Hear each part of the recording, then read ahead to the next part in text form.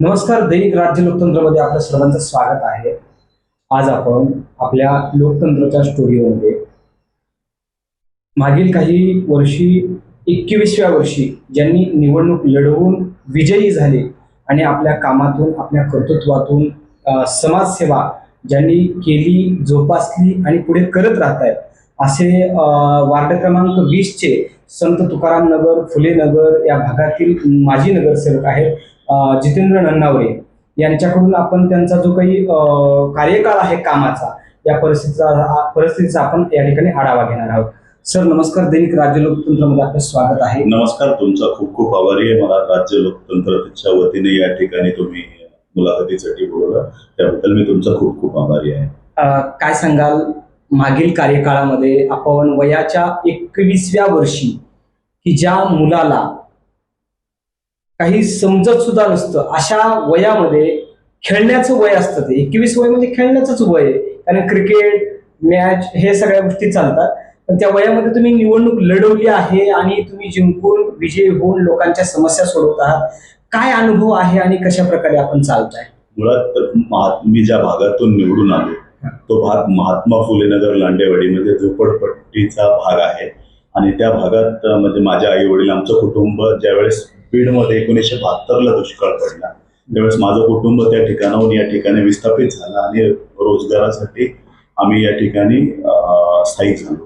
त्यावेळेस महात्मा फुले नगर ही वस्ती नवीनच MIDCच्या जागेवर स्थापन होत होती. त्यावेळेस माझी आई असेल, माझे वडील असतील, म्हणजे कोणताही राजकीय स्वार्थ डोळ्यासमोर न ठेवता एक सामाजिक कार्य करत होते. म्हणजे कोण गरजू असेल काय असेल त्याला पळत जाऊन मदत करणे, दवाखान्यात वगैरे नेणे, अशा प्रकार करता करता करता त्या ठिकाणी वयाच्या 21व्या वर्षी म्हणजे त्यावेळेस SC पुरुष आरक्षण पडलं आणि त्या ठिकाणी त्या भागात स्थानिक नगरसेवक होत नव्हते. त्यावेळेस स्थानिक नागरिकांची मागणी अशी होती की आपल्या पैकीच कोणीतरी नगरसेवक झाला पाहिजे. त्या भावनेने महात्मा फुले नगर असेल, लांडेवाडी असेल, त्या भागातील मी फर्ग्युसन महाविद्यालयात माझं शिक्षण झालेलं आहे. सुशिक्षित आणि चांगल्या प्रकारे मी म्हणजे निर्व्यसनी वगैरे असल्या कारणास्तव मला लोकांनी पुढे केलं आणि मला त्या ठिकाणी निवडणूक लढवण्यासाठी माझ्या घरच्यांना विनंती केली. त्यानंतर घरात म्हणजे सर्वांच्या म्हणजे संमतीने माझं नाव पुढे आलं. अवघ्या मी 21 वर्ष माझं संपलं असेल आणि मी 21 वर्ष पूर्ण झाल्यावर पिंपरी चिंचवड महानगरपालिकेचा सर्व युवा नगरसेवक म्हणून त्या ठिकाणी मी निवडून आलो. कसा अनुभव होता त्यावेळेचा की एवढ्या कमी वयामध्ये आपण राजकारणामध्ये पाऊल ठेवलंय, लोकांच्या समस्या सोडवायच्यात, मोठ्या मोठ्या आपल्या समोर समस्या आहेत, कसा अनुभव होता त्यावेळेचा? मुळात अनुभव पहिला तुम्हाला सांगायचं म्हणलं तर थोडा वाईटच होता, कारण मी राजकारणात नवीन होतो आणि त्या ठिकाणी त्या भागामध्ये झोपडपट्टी भागात काही गुंडगिरी वगैरे असे खूप मोठे मोठे नामचीन त्या ठिकाणी गुन्हेगार होते आणि त्यांचा थोडा त्रास मला झाला. त्यावेळेस काय कधीतरी वाटलं की मी राजकारणात का उतरतोय आणि आपण का उतरलोय. पण त्यानंतर असं ठरवलं की आपल्याला लोकांचं काम करायचं आहे आणि आपल्याला त्यात गत्यंतर नाही.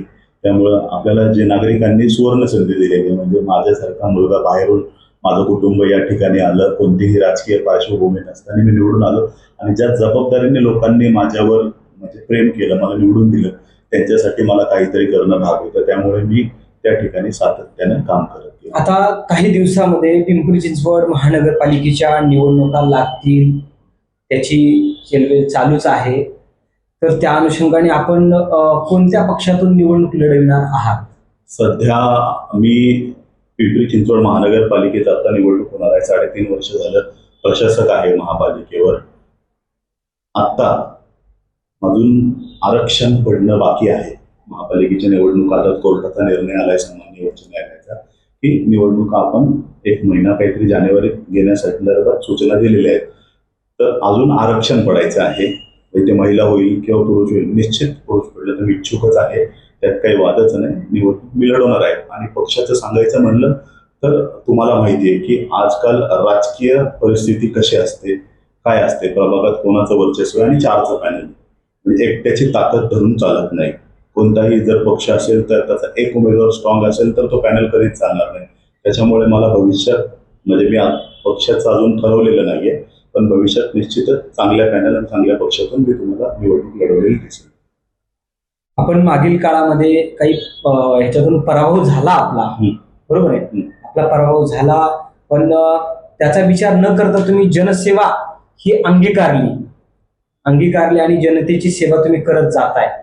तर आता जी निवडणूक लागेल त्यामधून जनतेच्या समोर, मतदारांच्या समोर काय प्रश्न घेऊन जाणार तुम्ही, काय मांडणार तुम्ही समोर जाऊन? मुळात मी निवडणूक आल्यावर काम करणारा कार्यकर्ता नाहीये. लोकांनी माझ्यावर म्हणजे ज्यावेळेस मला राजकारण कळायच्या अगोदरच जबाबदारी टाकली होती, त्यामुळे लोकांच्या सुखात असेल दुःखात असेल नेहमीच मी असेल, माझे कार्यकर्ते असतील, माझा मित्र परिवार असेल, आम्ही नेहमीच अग्रस्थानी असतो. आणि इथून पुढच्या काळात लोकांच्या म्हणजे ज्या समस्या, आता तर महात्मा फुले नगरमध्ये, लांडेवाडीमध्ये आणि काही झोपडपट्टी आहेत प्रभाग क्रमांक 20 मध्ये, त्या ठिकाणी फक्त पुनर्वसनाचा प्रश्न आहे. त्या प्रश्नासंदर्भात आम्ही काम करणार आहोत. राहिलं गोष्ट संत तुकाराम नगर आणि जो प्रमुख हायवेचा भाग आहे त्या ठिकाणी ट्रॅफिकची बरीच समस्या आहे. तर त्या ट्रॅफिकची समस्या सोडवण्यावर आणि पाण्याचा प्रश्न सोडवण्यावर काय वाटतं, विरोधकांनी आपल्या प्रभागामध्ये कामं केली का? आपण आपल्या कार्यकाळात आपण काय कामं केली, काही सांगू शकतो? मुळात महात्मा फुले नगर लांडेवाडी भागात म्हणजे त्यावेळेस 2चा प्रभाग होता. त्यावेळेस मी निवडणुकीला पराभूत झालो आणि त्याच्यानंतर 4चा प्रभाग होता. फुले नगर, लांडेवाडी, बालाजीनगर असा माझा प्रभाग होता. त्यावेळेस महात्मा फुले नगरमध्ये निवडून आल्या सर्वात मोठा अस्वच्छतेचा प्रश्न होता. म्हणजे लोकांना शौचालय नव्हते, लोकांना रस्त्यावर शौचालयात जावं लागत होतं. त्यावेळेस मी माझ्या महानगरपालिकेला स्थानिक नगरसेवकाच्या निधीच्या माध्यमातून त्या ठिकाणी शौचालय बांधले. त्या ठिकाणी घरोघरी ड्रेनेज लाईन आपण टाकून घरोघरी शौचालय, म्हणजे झोपडपट्टी माझी पहिली अशी होती की त्या ठिकाणी झोपडपट्टीत वैयक्तिक 300 ते 350 शौचालय होते. मग त्या ड्रेनेज टाकण्याचं काम असेल किंवा त्या भागात पाण्याचा प्रश्न खूप दिवसापासून प्रलंबित होता. महात्मा फुले नगरमधील पाण्याचा प्रश्न मी त्या काळी सोडवला होता. जवळजवळ 2012 पर्यंत महात्मा फुले नगरमध्ये कधीही पाण्याचा प्रश्न नव्हता. आता भयानक महात्मा फुले नगर या ठिकाणी भयानक परिस्थिती आहे. काल परवा भोसरीमध्ये, भोसरी पोलीस स्टेशन या ठिकाणी आपल्या विरुद्ध एक एनसी दाखल झालेली आहे. SRA ग्रह प्रकल्पाच्या अनुषंगातून ती एनसी दाखल झालेली आहे. तर जो तो व्यक्ती आहे शुभम यादव नामक, त्यांनी आपल्यावरती अनेक प्रकारचे आरोप केले. तर काय सांगाल ते, नेमकं काय प्रकार आहे? हे आरोप धांदात खोटे आहेत. आत्ता निवडणूक आल्या आहेत आणि त्यात माझ्यावर आरोप करण्यासाठी विरोधकांकडे काही म्हणजे मुद्दा नाहीये. त्याच्यामुळे जे SRA चाललंय त्यातल्या छोट्या छोट्या गोष्टी काढून निवडणुकी प्रसंगी माझ्यावर आरोप करणे, म्हणजे मुळात तुम्ही ज्यांची नावं घेतली हे काही स्वतः डोकं चालवत नाहीये. यांच्या पाठीमागं कोणतरी त्यांना डोकं देणार आहे, त्यांना ती प्यादी आहे. काय वाटतं कोण असेल त्यांच्या पाठीमागे? माझे विरोधक असतील, मी नाव घेऊ शकत, मला नाव घ्यायचं नाहीये कोणाचं. त्यांच्या खांद्यावर बंदूक ठेवून गोळ्या मारण्याचा प्रकार चालू आहे. मुळात ज्या कार्यकर्त्यांनी माझ्यावर आरोप केले असा कोणताही प्रकार, मी जीवे मारण्याची धमकी दिली किंवा काही प्रकार केला, असा काही मारहाण केली असा प्रकार झालेला नाहीये. मी केवळ माझे त्यांना समजवलं की बाबा तुम्ही आरोप करताना पुराव्यानिशी आणि कागदपत्रासहित आरोप करा, उगाच उचलली जीभ लावली टाळायला असा प्रकार करू नका. SRA मध्ये जर भ्रष्टाचार झाला असेल कागदोपत्री तुम्ही सिद्ध करा असं त्यांना बोल. आणि ह्या अशा गोष्टी आता निवडणूक आल्या होतच राहणार, आरोप प्रत्यारोप होतच राहणार. त्यानंतर आपण भोसरी MIDC पोलीस स्टेशन मध्ये गेला होता, आपणही त्यांच्या विरोधामध्ये एनसी दाखल केलेली आहे. काय नेमकं काय सांगाल, कशा पद्धतीने त्या ठिकाणी एनसी दाखल केली, काय आरोप आपण केले? गेल्या 18 वर्षात मी राजकीय जीवनात काम करतोय, तर आरोप प्रत्यारोप होत असतात. कामाच्या बाबतीत असतील, जर मी एखाद्या कामात चुकलो असेल तर त्याच्यावर तुम्ही तुमचा, भारतात लोकशाही आहे, टीका करण्याचा अधिकार आहे, तुम्ही टीका करू शकता. पण ती टीका माझ्या कुटुंबावर नसेल, माझ्या वैयक्तिक म्हणजे माझी आई असेल किंवा कुटुंबात कोणताही व्यक्ती असेल त्याच्या विरोधात घाणेरड्या पद्धतीने अर्वाच्य भाषेत शिवीगाळ करणं, सोशल मीडियावर खोटे आरोप करणं, या गोष्टी होत असतील तर माणूस कितपर्यंत सहन करणार. त्याच्यामुळे आपण फक्त जाब विचारला होता आणि त्याचं यांनी माझ्या विरोधात खोटी तक्रार केली. त्याच्यानंतर माझ्या विरोधात मी तुम्हाला व्हिडिओ सुद्धा दाखवू शकतो की त्यांनी कशा पद्धतीने शिवीगाळ केली, कशा पद्धतीने ते मला त्रास देत आहेत. त्या प्रकाराचा मी देखील तक्रार केली.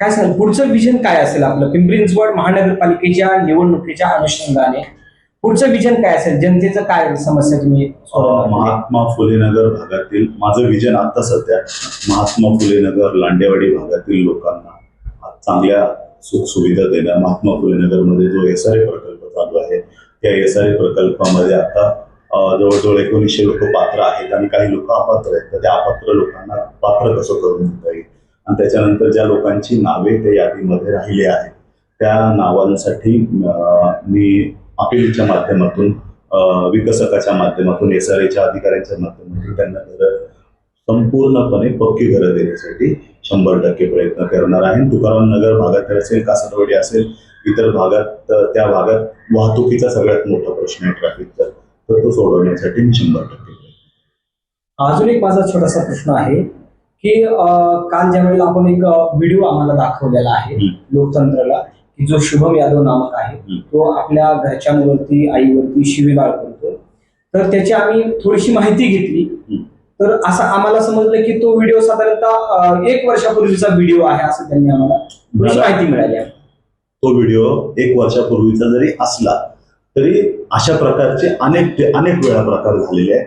मी फक्त तुम्हाला तो उदाहरण म्हणून व्हिडिओ दाखवलेला आहे. मी असं म्हणलो नाही की त्यांनी मला आत्ता शिवीगाळ केली. हे प्रकार वारंवार होत आहेत आणि माणूस किती वेळा सहन करणार. बरं, आता ह्यांनी मला शिवीगाळ देऊन सुद्धा 1 वर्षापूर्वी मी गप्प बसलो ना, मी त्यांना उत्तर दिलं नाही, पण कुठेतरी अति झालं त्याच्यामुळे मला त्यांना जाब विचारावा लागला. आणि मी मारहाण वगैरे केली असती तर त्यांना जीवे मारण्याचा मी त्यांना धमकी दिली, त्याबद्दल त्याच्याकडे पुरावा असेल त्यांनी दाखवा. माझ्याजवळ तो पुरावे. त्यांनी कुठे कुठे पत्र दिले, कशा पद्धतीने लोकांना, तर आम्ही ही माहिती काढणार आहे ना. ज्या MIDC भागामध्ये काही लोक म्हणजे आपल्या औद्योगिक वापरासाठी जे केबल टाकतात किंवा काही इंटरनेटच्या केबल त्या शहरामध्ये टाकल्या जातात, हीच मंडळी त्या ठिकाणी जाऊन त्या लोकांना ब्लॅकमेल करतात. आता मला माहिती नाही, मी याबाबत पण माहिती घेणार आहे ना. कसं असतं माहिती आहे का, माझ्यावर आरोप होता मी दुसऱ्यावर पण त्यांच्यावर काय ते पण मी काढणार ना शोधून.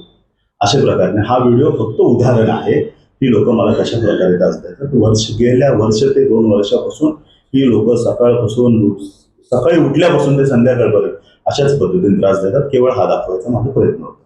अनेक लोक असा आरोप करतायत की SRA गृह प्रकल्पामध्ये बिल्डरने भ्रष्टाचार केलेला आहे, कारण की ज्याच्या नावावर घर आहे त्याचं नाव नाहीये त्या ठिकाणी, नेमप्लेट नाहीये घरावरती, दुसऱ्याची नेमप्लेट त्या ठिकाणी लावलेली आहे. हा काय प्रकार आहे नेमकं? मुळात हे आरोप धादांत खोटे आहेत. काही ठिकाणी आडनावामध्ये थोडा बदल झाला असेल किंवा कोणतं नाव दुसऱ्या घरावर शिफ्ट झालं असेल, यादीमध्ये थोडा तांत्रिक अडचणी आहेत, मी मान्य करतो, मी नाही म्हणत नाही. त्या अडचणी दूर करण्यासाठी आमचे प्रयत्न चालू आहेत. पण त्या ठिकाणी कोणत्या त्रयस्थ व्यक्तीचं नाव काही लोकांनी ह्यांच्याचपैकी असं केलं ना, नातेवाईक आणून तिथे स्वतःच्या घरांवर एक्स्ट्रा खोल्यांवर त्यांची नावं लावली. मग आम्ही काय बोलायचं त्याच्या बाबतीत? आम्ही आरोप केले काही? मुळात चुका ज्या झालेल्या आहेत त्या मी केलेल्या असं सिद्ध होत नाही ना, आणि बिल्डरने केलेलं सिद्ध होत नाही ना. ज्या ठिकाणी SRAच्या अधिकाऱ्यांनी सर्वे केला त्या SRAच्या सर्वेमध्ये काही तांत्रिक चूक आहेत ते आपण सुधारण्यासाठी प्रयत्न करतो ना. या गोष्टी सुरूच आहेत आपल्या. तो प्रकार झाल्यामुळे भ्रष्टाचार होतोय असं सिद्ध होत नाही. भ्रष्टाचार झाला असेल तर कशा पद्धतीने भ्रष्टाचार झाला त्याचा त्यांनी खुलासा करावा. नुसती यादी नाचून तुम्ही भ्रष्टाचार झालाय असं सिद्ध होत नाही ना.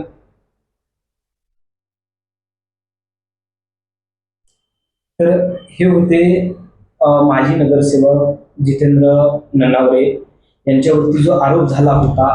त्याच अनुषंगाने आज आपण आपल्या दैनिक लोकतंत्रच्या स्टुडिओला यांना आपण आमंत्रित केलं होतं की पुढील निवडणुकीमध्ये हे इच्छुक आहेत आणि यांच्यावरती आत्ताच आरोपाला सुरुवात होत आहे. तर याकरता आपण तो जो काही खुलासा असेल तो आपल्या दैनिक लोकतंत्रच्या माध्यमातून आपण जनतेसमोर करायला पाहिजे, यातून आपण यांना या ठिकाणी आमंत्रित केलं होतं. दैनिक राज्य लोकतंत्रासाठी सिद्धांत चौधरी, पिंपरी चिंचवड.